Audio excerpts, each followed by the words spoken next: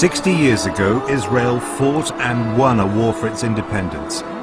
For Palestinians, defeat was a catastrophe. The two sides have been fighting ever since.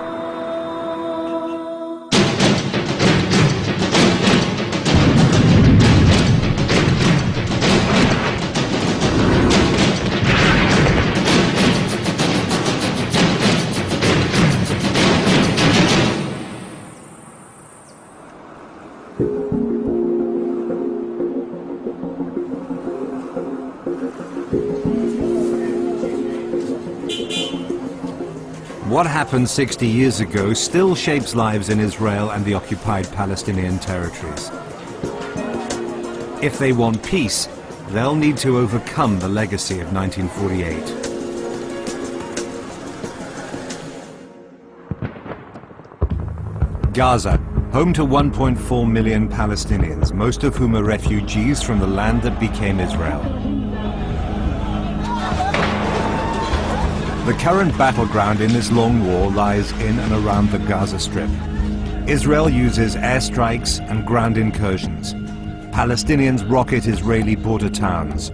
Both sides blame each other.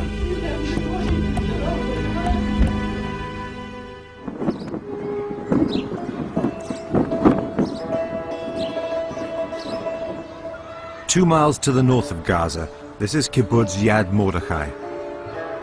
Some of the thousands of rockets fired into Israel have landed here.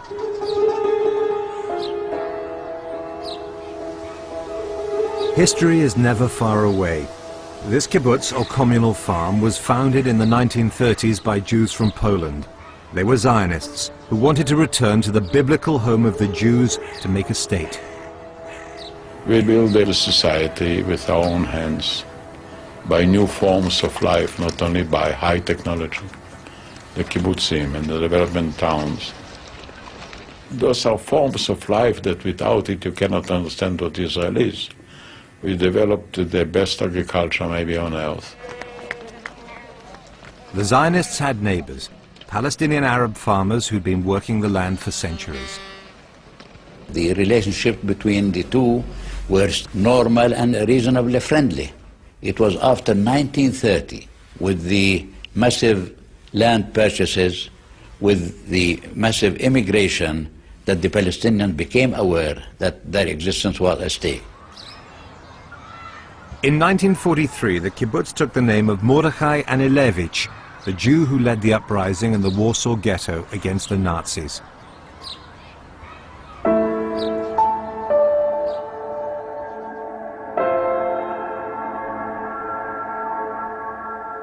They swore Jews would never be defenseless again. There was no life in a camp like Auschwitz. So then I decided, should I survive, I become a Zionist activist. And by miracles, I did survive. Yad Mordechai has its own Holocaust museum. They've also preserved the field where they fought the Egyptians during the 1948 war.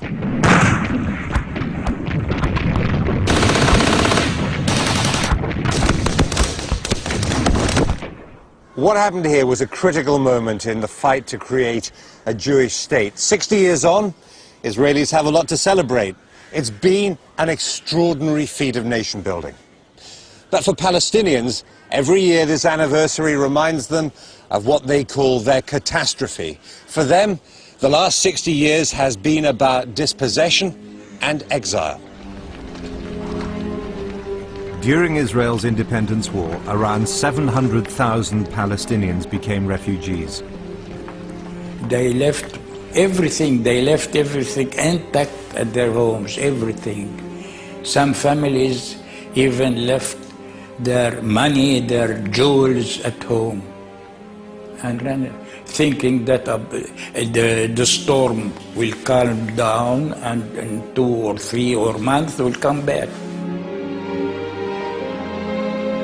But Israel stopped them returning. Many of Yad Mordechai's old Palestinian neighbors are still close by, refugees in the Gaza Strip. They call it the world's biggest prison. Here is a war which had led to the uprooting of a villager from his village. You know how attached a villager is to his olive tree, to his little home, to his house, to his mode of life, to his... It's something unimaginable. I mean, the Palestinian people are one of the oldest people in their habitation of Palestine. Palestinians have to do some soul searching too. Why did it become a catastrophe? They could have accepted most of the land, a state of their own. They refused, not us, in 1947. We cannot apologize for their mistake. In 1897, the Zionist movement in Europe met and declared that it wanted to found a state for Jews in Palestine. 2 years later, the Arab mayor of Jerusalem begged them to leave Palestine alone and warned there'd be an Arab uprising if they didn't. After the meeting in 1897, 2 rabbis were sent to Palestine to see what the country was like. They reported back, the bride is beautiful, but she's married to another man. Some of the early Zionists warned that confrontation with the Arabs was going to be unavoidable. Others persuaded themselves that Arabs would be glad to see them because they were bringing with them European expertise.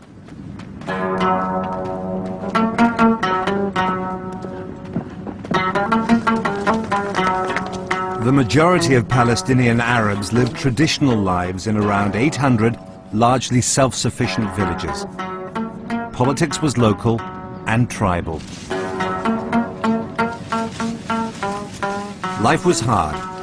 These days in the refugee camps, it's idealized, a lost dream of a homeland.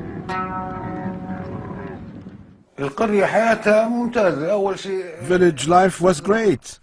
We worked the land and sold the crops in Ramla, Lid, Hebron and Jaffa. We had olives, watermelons, cantaloupes, wheat and sesame. All these things. The people were happy and content.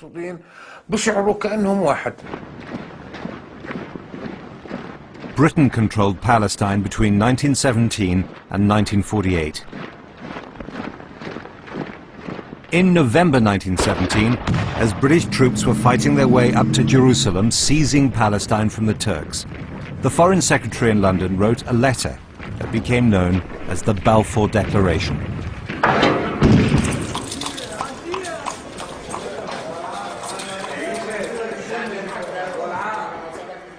The Balfour Declaration said the British would view with favour the establishment in Palestine of a national home for the Jewish people and use their best endeavours to make it happen. And it also said it was clearly understood that nothing shall be done which may prejudice the civil and religious rights of existing non-Jewish communities in Palestine or the rights and political status enjoyed by Jews in any other country. Now, there's a whole series of incompatible promises in that, and the British never found a way to keep them. As a result, they were regarded as betrayers by both sides. For the Zionists, it was a big step forward. But, said the writer Arthur Koestler, it was an impossible idea. One nation promising another the land of a third. It did a great deal to create the conflict that continues today. Small communities of religious Jews had remained in Palestine since Roman times. The new Jewish immigrants were different. Many were socialists and atheists who wanted to escape persecution and to create a new society. A dream to change the Jewish nature from a nation of merchants and bankers to a nation of farmers and fighters.